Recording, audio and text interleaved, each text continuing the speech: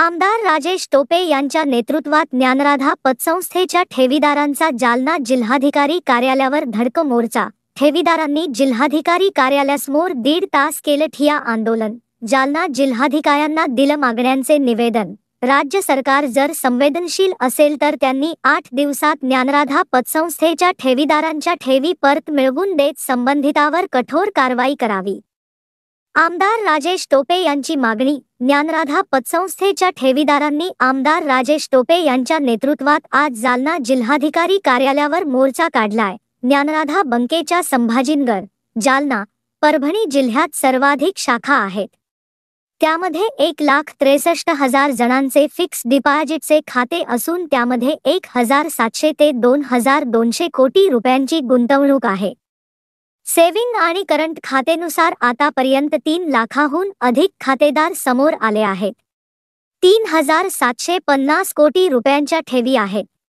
मात्र संचालक सुरेश कुटे आणि व्यवस्थापक यांनी या पैशांचा गैरवापर करून वेगवेगळ्या ठिकाणी पैसा वापरला। त्यामुळे आजघडीला लाखो लोकांचे पैसे यामध्ये बुडाले आहेत। यावेळी जिल्हाधिकारी कार्यालयासमोर सुमारे 1.5 तास ठिय्या देत ठेवीदारांनी ज्ञानराधा पतसंस्थेचे संचालक सुरेश कुटे यांच्यावर कारवाई करून पतसंस्थेत गुंतवलेल्या ठेवी परत मिळवून देण्याची मागणी केली आहे। ठेवीवर आकर्षक व्याजाचे आमिष दाखवून जालना जिल्ह्यासह मराठवाड्यातील शेकडो ठेवीदारांची ज्ञानराधा पतसंस्थेचे संचालक मंडळ यांनी कोट्यावधींची आर्थिक फसवणूक केली। गोरगरिबांनी ज्ञानराधा पतसंस्थेत गुंतवलेल्या ठेवी परत मिळण्याच्या मागणीसाठी मराठवाड्यात ठिकठिकाणी आंदोलन, उपोषण करण्यात येते। त्याच पार्श्वभूमीवर आज जालन्यात आमदार राजेश टोपे यांच्या नेतृत्वात शेकडो ठेवीदारांनी जिल्हाधिकारी कार्यालयावर मोर्चा काढलाय। यावेळी आपल्या मागण्यांचे निवेदन जालना जिल्हाधिकाऱ्यांना देऊन ठेवीदारांना त्यांच्या ठेवी परत मिळवून देण्याची मागणी करण्यात आली आहे।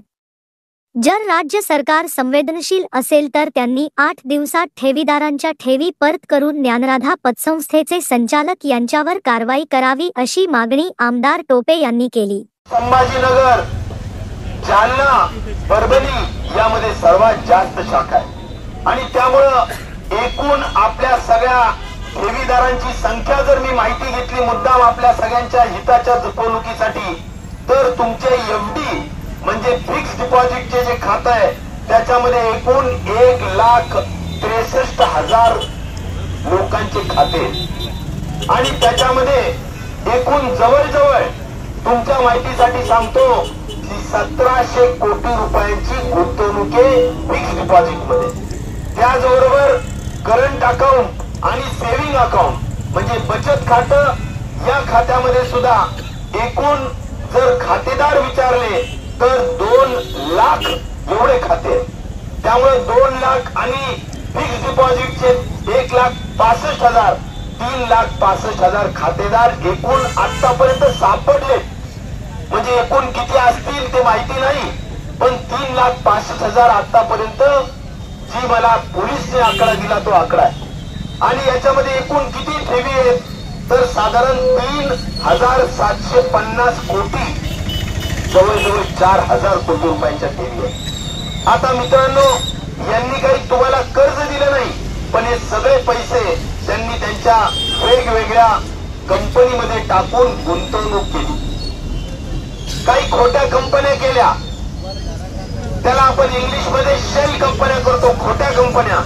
या कंपनीच्या माध्यमातून पैसे वेगवेगळ्या उद्योग, व्यापार आणि तुमच्या जमिनी खरेदी या सगळ्या गोष्टींसाठी वापरले आणि त्यात आज मोठ्या पद्धतीने नुकसानी होत आहेत आणि या नुकसानी झाल्यामुळे आज तुमचे वापरलेले पैसे तुम्हाला ते परत देऊ शकत नाहीये, ती परिस्थिती त्यांच्यावर आली।